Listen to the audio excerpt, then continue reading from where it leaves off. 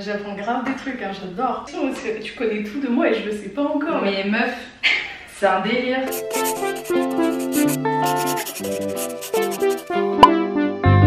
On est sur 1, 2, 3.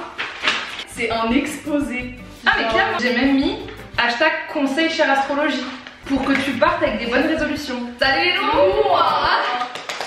J'espère que vous allez bien. Aujourd'hui je reçois une invitée de qualité que j'aime d'amour, et d'ailleurs vous aussi vous l'aimez de ouf, parce que pour ma première vidéo Share Your Story avec Joanne Vibes, vous m'avez beaucoup proposé Elise pour l'épisode 2. Nouvelle vidéo Share Your Story qui est une vidéo Share Astrology of course, où je vais tout simplement faire le thème astral de Elise. C'est la première fois que je fais un thème astral. J'ai mis 4 heures à le faire. Une malade, et elle m'a mis la pression en mode maintenant je connais toute ta vie. Alors je vous explique, donc du coup 6 pages, j'ai même redessiné son thème astral que vous allez voir quelque part par là. Voilà, donc ça c'est ton thème astral. Ah le petit pote, putain je suis morte, c'est excellent. Je vais me rapprocher de ça un petit peu plus pour que vous puissiez voir. Alors je tenais à dire aussi une chose, je ne suis pas astrologue. Je suis juste passionnée d'astrologie, j'ai énormément de bouquins sur le sujet. J'ai essayé vraiment de faire son thème astral de la manière la plus juste, synthétique. Donc du coup le thème astral, si vous savez pas ce que c'est tout simplement une photo du ciel pendant que vous êtes né. Donc c'est pour ça que c'est hyper important d'avoir l'heure et l'endroit où tu es né pour pouvoir vraiment avoir la carte du ciel la plus précise, parce que ça peut changer très rapidement en fonction de l'heure. Moi aussi je suis allée voir un astrologue pour faire mon thème astral. Et t'as été satisfaite ou pas? J'ai été très bluffée de par la véracité de ce qui se disait. Moi, pour moi, le thème astral, c'est juste une manière de vous aider à vous connaître, vous apprendre à vous connaître, une espèce de guide sur lequel, dans les moments où tu as envie de savoir des choses sur toi, t'apprendre, te connaître et évoluer, ça peut beaucoup t'aider, parce que il y a beaucoup de choses que quand on est nous-mêmes, on se rend pas compte de nous. D'un point de vue astrologie, on se rend compte des choses. Et en plus, c'est drôle que tu dis ça parce que là, je vais être face à un gros changement. J'emménage, je change de ville et je reprends les études. Ouais, c'est drôle, tu vois, que ça arrive pile avant. Et ça peut même peut-être t'aider à découvrir certaines choses. De ouf. Du coup, voici ton thème astral, Elise. Tu vois tous les signes du zodiaque ici. Ouais. Tu as ici des petits numéros, donc c'est les maisons. Et je vais vous expliquer tout ça après. Et tu as les planètes. Donc là, pour te simplifier, j'ai mis la lune ici.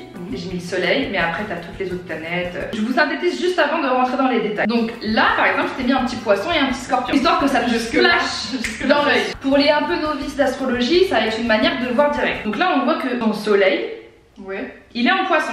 Okay. Donc que tu es poisson. On est le signe astrologique qu'on est en fonction de là où se place le soleil quand on est né. Si t'étais né un petit peu plus tard, ton soleil il aurait été en bélier. Un petit peu plus tôt, il aurait été en verso. Là on voit une flèche. J'ai mis une flèche avec un cœur, mais ça veut absolument rien dire, c'est juste pour que tu vois bien la flèche. Okay. La flèche c'est ton ascendant. Ton ascendant se situe en scorpion. Élise est poisson, ascendant scorpion. Mais on va aller encore plus loin, étant donné qu'on va analyser chacune des planètes qui se situent dans chaque signe.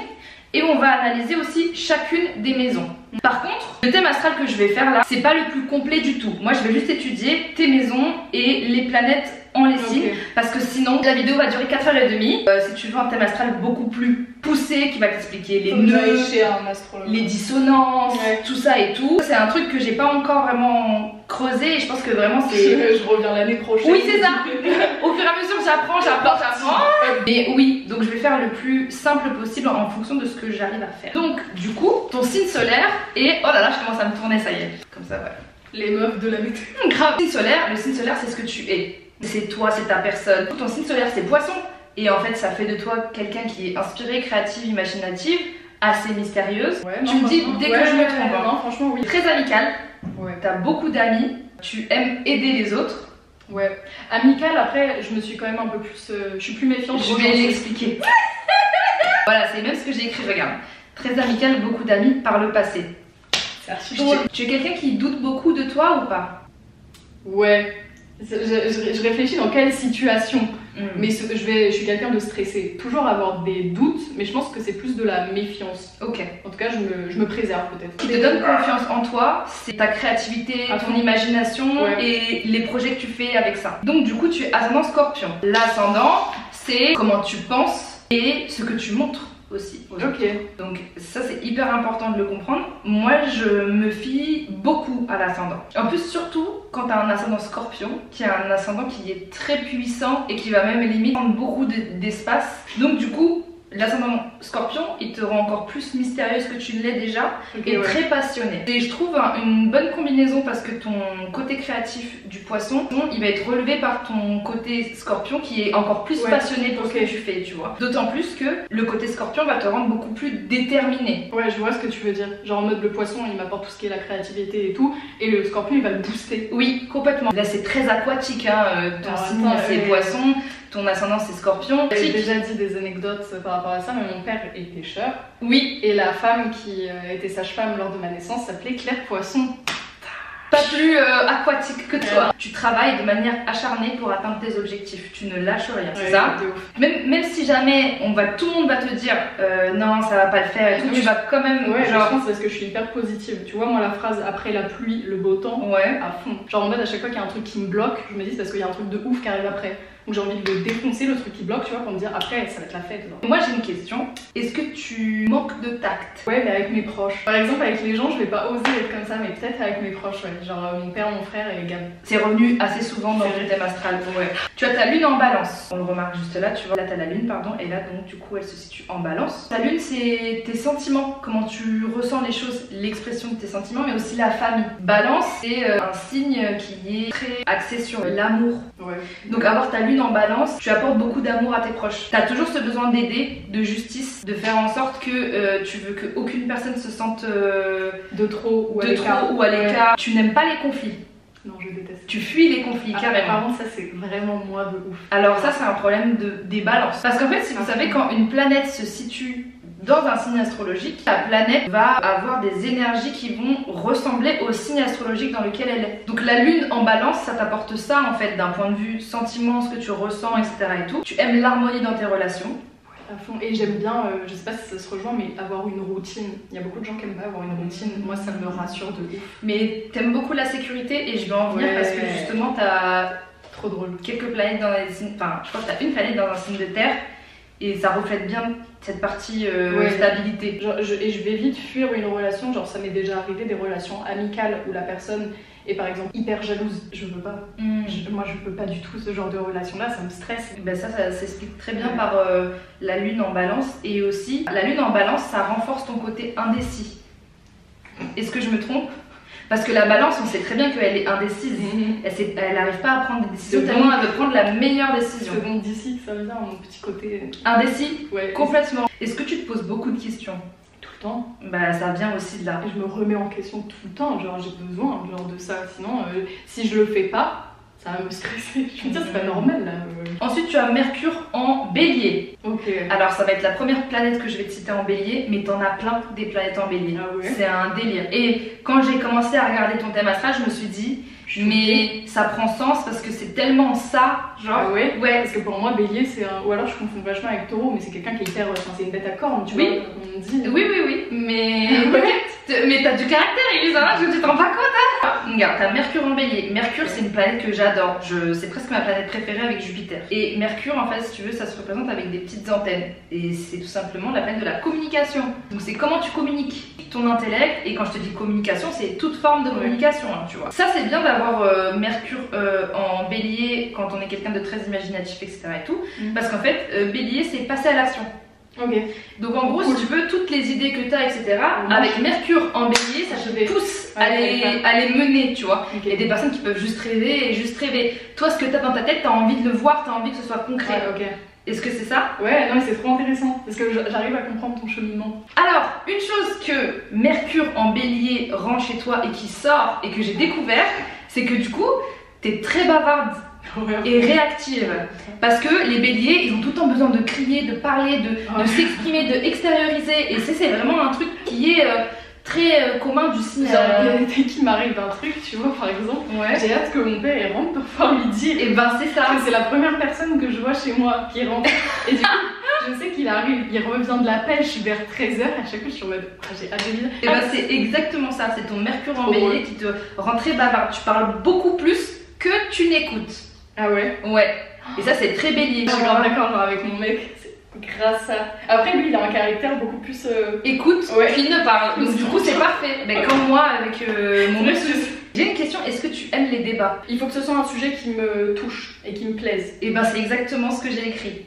En fait, t'aimes bien partager tes idées. À fond. Et même des fois, pendant les débats, tu aimes bien faire en sorte que les gens adhèrent à tes idées. Ouais, j'adore quand tu sois d'accord avec moi. C'est vrai que ça m'embête. Quand on n'est pas de mon côté, je dis. Moi, je t'ai posé une question parce que c'est ce que j'ai vu avec Mercure en Bélier. Est-ce que tu es vite débordée? Ouais, à fond. Et ça, mais tu sais que je l'ai remarqué il y a pas longtemps. C'est depuis que je suis en agence et qu'il y a des messages un peu de partout, normal, parce que maintenant ça taffe. Il y a de la demande. Il y a de la demande. La petite est convoitée. Alors qu'en soi, il n'y a pas de quoi trop stresser. Mais c'est parce que aussi, tu aimes tellement passer à l'action que du coup, tu fais plusieurs choses et donc du coup, tu te remplis et après, tu te débordes. Moi, je voyais plus ça dans ce sens-là. Ouais. Tu as une autre planète en Bélier, ma chérie. Et par contre, les béliers là, je suis grave dedans. Et ben, tu vois, tu le sens de ouf. Parce que je pense que j'avais trop d'aspects d'a priori. Ouais, d'a priori sur ce signe-là. Il n'y a aucun signe qui est mauvais ou bon. Tout ton thème astral qui fait ta personne, pas juste ton signe solaire. Ouais, tu vois ce que je veux dire? Tu vois ici, on a Vénus. Et Vénus, c'est quoi dans Bélier? La meuf. Alors, Vénus, c'est ta sensibilité. L'union du cœur et du mental. C'est ta vie émotionnelle, l'amour. Ça veut dire quoi ça, sur ma sensibilité? Tu as un fort besoin d'indépendance. Bah, je me casse de chez moi.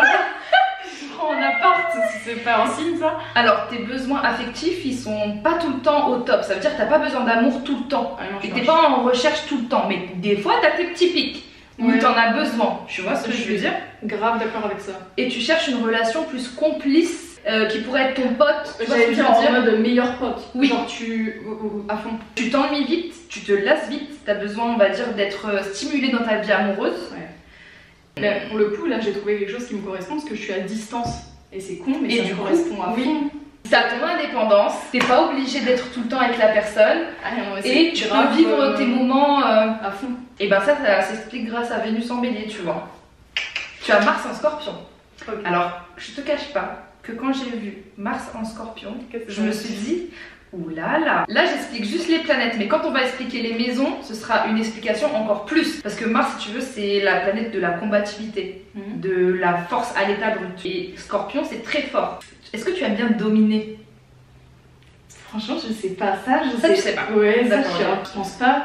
Mais après, ça rejoint un peu le truc du débat, tu vois. Ouais, je sois d'accord avec moi. C'est pas de la domination, mais il y a un aspect. Ah, mais oui, j'ai écrit moi, peut-être que tu es un peu passive-agressive. C'est-à-dire que pour faire passer. Ah, moi ça m'étonne pas. Mais en tout cas, c'est ce que ça ressort. Ça veut dire que je vais réfléchir avant de faire des trucs et je vais me dire, ah, tu vois, oui, avec la vidéo, ça va tout changer, genre. Tu vois, regarde, t'as une manière impulsive de passer à l'action, t'as le goût du défi et le challenge, tu aimes bien prendre des risques. J'ai mis une chose, Mars en Scorpion, ça veut dire que ta manière de mener un combat ou peu importe, genre quelque chose de fort, d'être confronté à quelqu'un, ou à quelque chose, elle va être dans le signe du Scorpion et les Scorpions sont très manipulateurs. Par exemple, si tu as un conflit, tu vas pas y aller direct, mais tu vas peut-être plus... Ah ouais, non franchement ouais, parce que je t'ai dit, moi dans le j'aime pas le conflit déjà, donc je vais pas y être en mode mais je vois ce que tu veux dire par ça, en mode s'il y a un conflit, justement j'ai envie qu'il se termine très vite, donc je peux faire passer des trucs en mode de retourner un peu pour que ça soit vite fini, et je suis archi d'accord avec ça. Combien t'as de planètes en Bélier? Oui, tu as 4 planètes en Bélier. C'est abusé. C'est énorme. J'apprends grave des trucs, j'adore. Non mais en fait je me rends compte, je me dis putain j'ai fait cette action là en fait, c'est vrai. Et genre le côté manipulateur là, il t'a chamboulé. Ouais, j'adore. Donc tu as aussi Jupiter qui est juste là en Bélier. Ok, et ça? Jupiter, c'est une planète que j'adore. Premièrement parce que je suis Sagittaire, toi aussi t'es Poisson, donc forcément. C'est la planète de la chance, la barapa. C'est la planète de l'humanisme, l'optimisme et la philosophie. Et en gros, si tu veux, c'est hyper drôle parce que Jupiter, en tout cas de ce que moi je vois et de ce que je maîtrise dans ton thème astral, parce qu'il y a une grande partie du thème astral que je ne maîtrise pas encore, c'est que ça facilite la réussite de tes actions.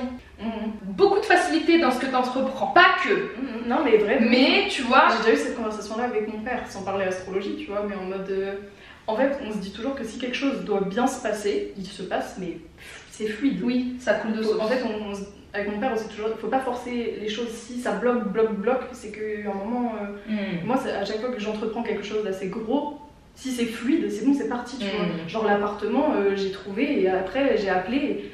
Comme ça, genre vraiment, tu vois. On t'a mené, oui, on t'a tiré comme ça. Comme un poisson. dans l'eau. Tu peux être très convaincante. Je suis manipulatrice quoi. On constate que tu as Saturne en taureau. Ok. Donc il y a un signe de terre. Saturne, c'est une planète qui est hyper importante et qui a un peu mauvaise presse, on va dire. En gros, c'est très profond, très lourd, très, tu vois. Ouais. C'est la planète de l'introspection, des angoisses, du refoulement. C'est vraiment une planète que si tu arrives à connaître, en gros, tu peux mieux te comprendre et avancer. Comme je t'ai dit, Saturne, c'est genre aussi tout ce qui est matérialisme, etc. et tout. Ça t'incite à faire attention à tes ressources pécuniaires.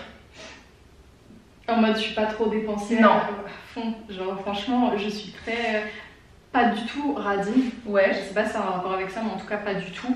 Mais je vais être hyper économe. Genre, par exemple, s'il y a quelque chose, je vais bien réfléchir. Genre, est-ce que t'en as réellement besoin? Bah, c'est parce que tu as Saturne en taureau. Et taureau, c'est un signe astrologique qui est très connu pour faire attention à justement. Son argent, à pas dire ça à ouais. mon banquier. Non mais j'ai Saturne en taureau. Taureau, donc faites-moi un prêt, vous savez très bien qu'il va bien passer. Genre, tu aimes beaucoup aussi baser ta sérénité sur la construction d'une stabilité financière. Ouais. Pour être bien, tu as besoin d'être stable financièrement. Et pareil pour genre tes proches, tu as besoin d'avoir une stabilité émotionnelle. Ouais, non, franchement, de ouf.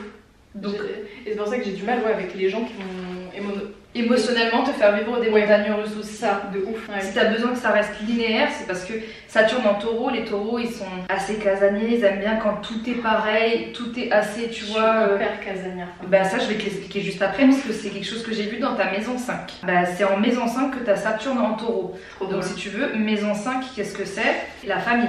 C'est le foyer. Saturne en taureau en maison 5, c'est besoin d'être chez toi, tu as besoin d'avoir ce cocon, tu peux même faire ta vie chez toi. Tu vois ce que je veux dire? Bah, et ça s'explique comme ça. Truc con, ouais, mais le confinement, t'as kiffé? Je sais pas si j'ai kiffé, mais j'ai pas du tout mal vécu. Ça n'a pas été un grand changement parce que je suis souvent chez moi, donc je l'ai pas mal vécu. On va passer à Uranus. Tu as Uranus en Verseau. Uranus, c'est le changement, l'idéalisme et la révolution. Ta manière de changer, évoluer, tes idées, tu vois. Tu t'adaptes très vite à ton environnement, peu importe qu'est-ce que c'est. Ouais, archi vrai ça. Et tu adores les nouveautés. Technologiques ou autres, c'est vraiment, tu vas pas te dire ah c'est nouveau, je comprends rien. Au contraire, tu vas chercher à comprendre. J'ai l'impression à chaque fois que tu me racontes un truc, j'ai une anecdote. Bah, en vrai, là, on fait un combo de nos deux chaînes. Hein. Ouais, c'est vrai. Par exemple, quand je suis allée à New York et que j'ai loupé mon avion parce qu'ils se sont trompés de valise, j'étais trop contente et j'ai même pas pleuré, ça m'a choquée. Mais parce que je me suis dit putain go, genre ça va être trop bien, tu vois. Ça va être le changement. Ouais, le changement. Ensuite tu as une autre planète en Verseau qui est Neptune. Ok. Neptune c'est la planète de l'intuition, la spiritualité, la créativité, l'inconscient. Tu aimes bien partager grâce à ton sens de la communication. Ok. C'est un peu ton métier en vrai. Ouais, bah, c'est ça. En vrai ouais, c'est trop drôle. Tu aimes bien améliorer l'environnement dans lequel tu vis. Ouais. C'est-à-dire genre unir les proches entre, enfin au sein de ta famille, t'aimes bien genre qu'il y ait de l'unité. Ouais. Ça me rassure quoi. Ouais. Genre mes potes, quand ils rencontrent mon père, tu vois. Ils diront c'est bon, tout le monde se connaît et tout.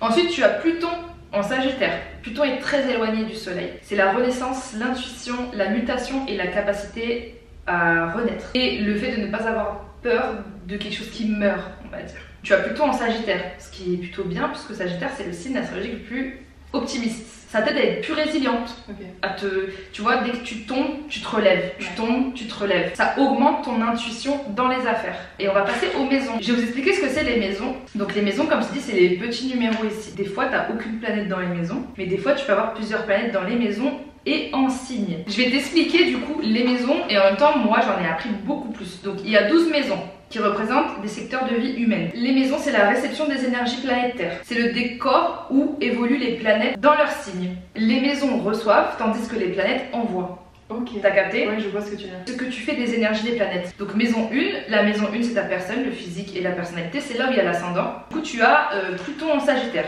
et t'as ton ascendant là. C'est un truc que j'ai noté, c'est drôle que la planète la plus éloignée soit en maison 1. La maison 1 elle est forte en fait, c'est ta personne. Et t'as la planète la plus éloignée dans ta maison 1. Donc en gros ça fait de toi quelqu'un de mystérieux, vu que c'est une planète qui est loin. Okay. Ça te rend magnétique et passionné. Ensuite t'as 2 signes en maison 1, donc Sagittaire et Scorpion. Ouais. T'as l'optimisme du Sagittaire et la détermination du Scorpion. Donc c'est pour ça que t'es très optimiste dans ce que tu fais. Et c'est trop drôle, genre ouais. Je capte. En maison 2, comme tu le vois, t'as aucune planète. Ouais. Donc RAS, c'est Capricorne. T'as rien en Capricorne, cherche pas. Ouais, c'est mon mec qui est genre Capricorne. Bah c'est peut-être pour ça que vous vous complétez ouais, au final. Ensuite, du coup, en maison 3, tu as Neptune et Uranus. Maison 3, c'est la compréhension de ton environnement, ton rapport à tes frères et tes sœurs. Okay. Et moi je sais que quand j'étais voir mon astrologue, quand il m'avait expliqué ma maison 3, il m'avait dit des trucs sur ma soeur. Mais je te jure, il m'a dit des trucs sur ma soeur. Et là, tu t'es dit, oh là là. Et je me suis dit, mais what the fuck, genre. Elle est venue chez moi. Ouais, tu vois. Ça fait quelqu'un de toi qui est très curieux. Ouais. Tu es souvent incomprise, mais ça, c'est dû au fait que ce soit en verso. Okay. Et les versos se sentent souvent incompris parce que souvent ils aiment bien faire des choses qui sortent de l'ordinaire, ils pensent autrement. Ensuite, tu as la maison 4 qui est chargée. Dans le sens où, en maison 4, tu as, tu vois là, tu as Jupiter, Mercure et le Soleil en maison 4, en Bélier et en Poisson. Alors, la maison 4, elle est très importante pour toi, vu qu'il y a beaucoup de planètes, dont Soleil est en Poisson en maison 4, tu vois. La maison 4, c'est, comme tu l'as très bien dit juste avant, les racines, l'enracinement, le repère. C'est pour ça que c'est très important pour toi d'ailleurs. Les parents, la famille, la protection, les valeurs de vie, la construction de la stabilité. Toutes ces planètes en maison 4 font que tu es une personne qui a besoin de ça. Moi j'ai écrit, tu apportes beaucoup d'importance au foyer. Tu aimes te sentir bien chez toi. Pour toi c'est la base. Tu te sens pas bien chez toi, t'es pas bien. Tu vois ma chambre de toute façon, en plus il y a un moment où je me disais c'est quand même là où je dors, c'est là où je travaille, je filme, je monte. Tu fais ta vie en fait. Tu fais beaucoup, tu vois, donc il faut vraiment que ce soit un endroit qui me plaise parce que sinon c'est mort. Pète un câble. Pour toi, une maison, c'est ta famille. Oui. C'est ça. Jupiter en maison 4, donc Jupiter, comme je t'ai dit, c'est la planète de la chance. Maison 4, c'est tout ce qui représente le foyer. Ça t'apporte beaucoup de chance dans l'immobilier. C'est drôle, hein? Et aussi, est-ce que ta famille t'aide aussi financièrement? Ça veut dire ils sont là pour donner des coups de pouce. Ouais, non, franchement, ouais. Et ben ça s'explique parce que Jupiter en maison 4. C'est archi drôle. Non, de ouf. Donc tu as Mercure aussi en maison 4. Ok. Donc tu aimes recevoir aussi chez toi, t'aimes bien, genre, pas recevoir toute la planète non plus, mais ouais, mais proche. Tu aimes quand il y a de la vie. Quand il y a de la vie chez toi. Voilà, à fond. Exactement. Ouais. T'as le soleil aussi en maison 4. Le soleil, c'est beaucoup de pouvoir, donc tu passes vraiment beaucoup de temps chez toi. À fond, et puis ça rejoint le fait que je suis casanière. Et ben, instaure une nature casanière. Maison 5, du coup, en maison 5, tu as Vénus et Saturne, qui sont aussi en Bélier et Taureau, tu vois, ça se croise. Hein. Maison 5, c'est tes passions, ta capacité à créer, l'amour, les enfants, la confiance. Hyper drôle parce que tu as Vénus et Saturne qui sont assez contraires en fait, en maison 5. Donc du coup, ça crée une dualité un peu dans ta personnalité, qui fait qu'à la fois, tu as du mal à te laisser aller et t'es pas très... Après, est-ce que je dis ça, c'est une supposition. T'es pas très enfant, c'est-à-dire... c'est pas une priorité pour toi que d'avoir des enfants. Ouais, non, enfin... Après, pendant très longtemps, ça ne l'était pas. Et je me disais, genre, je veux reculer le plus possible. Encore maintenant. Ouais. Mais... J'aimerais, tu vois, mais c'est pas du tout un goal de vie. Et ben moi, j'ai mis, regarde, tu aimes les enfants, mais peut-être que tu n'en veux pas, point d'interrogation. Ouais, bah après, j'ai l'âge encore aussi. Ouais. Mais ouais, non, je suis en mode le plus loin possible, tu vois. C'est cette dualité où...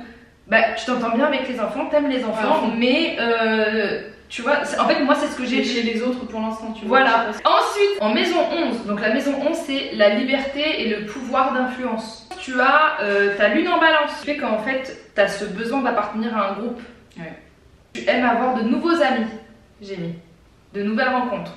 Alors ça, pendant très longtemps, ouais, et ça rejoint un peu le truc de j'aime faire des nouvelles rencontres et tout, mais... D'un côté, j'ai quand même mon cercle proche qui est déjà fait. Ouais, je vois. Et ça me fait peur de rajouter du monde dedans. Après, les réseaux, ça joue aussi. Est-ce que t'as beaucoup d'amies filles, de femmes qui t'entourent?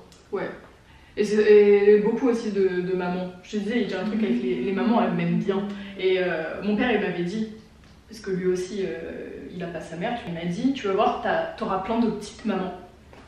Mais je trouve ça trop bien. Et moi, ça me fait grave ça. Ensuite, en maison 12, je saute des maisons parce que t'en as pas. Donc il n'y a rien à y dire, tu vois. Hormis que je crois que t'as un nœud en maison 9, mais je suis pas sûre du tout. Ce sera l'update. Ouais, ce sera l'update, tu vas regarder. En maison 12, tu as Mars, donc Mars en Scorpion, regarde.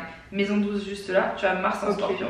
C'est aussi une maison qui est un peu... tu sais, les gens ils vont dire ah, maison 12 parce que c'est aussi une maison qui a mauvaise presse vu que c'est genre les bienfaits et les souffrances.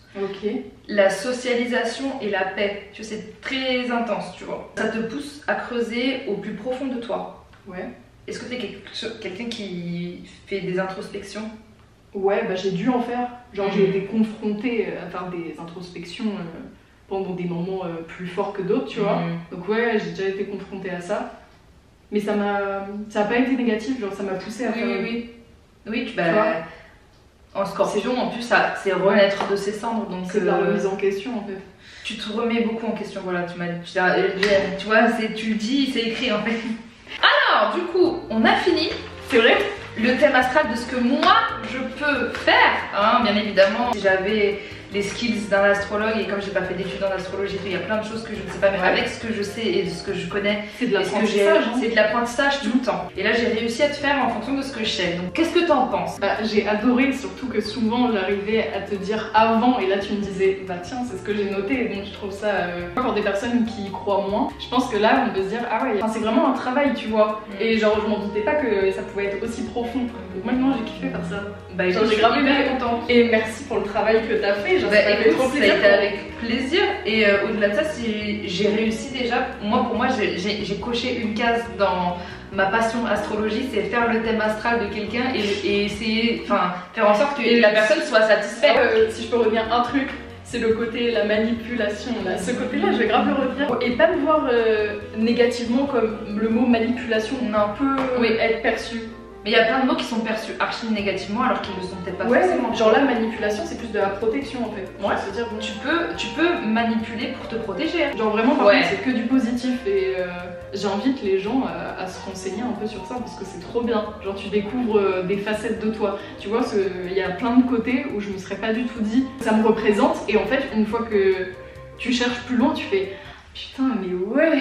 Bah écoute, j'étais super contente. En tout cas, j'étais vraiment très contente de t'inviter à ce Chariot Story numéro 2. N'hésitez pas à mettre en commentaire qui vous voulez en épisode 3. Du coup, pour moi c'était hyper important que tu viennes sur ma chaîne. Je suis hyper honorée du coup. Moi je suis hyper contente parce que t'es quelqu'un que j'aime depuis 2 ans maintenant que je te connais. Non mais pareil, ça m'a fait vraiment plaisir de venir là, que tu me donnes ta confiance et ton savoir. N'hésitez pas à regarder la chaîne d'Elise, on a fait une vidéo ensemble où on raconte nos anecdotes et ça va être une grosse marade, donc je vous la mettrai juste là, le petit carré, tu cliques directement, tu vois, tu quittes un bon moment pour nous retrouver encore dans un bon moment. Bon, sur ce, comme d'hab, je vous aime fort, je vous fais de gros bisous et n'hésitez pas à liker la vidéo si vous l'avez aimée et à vous abonner si vous en avez envie. Bisous! Bisous les loulous!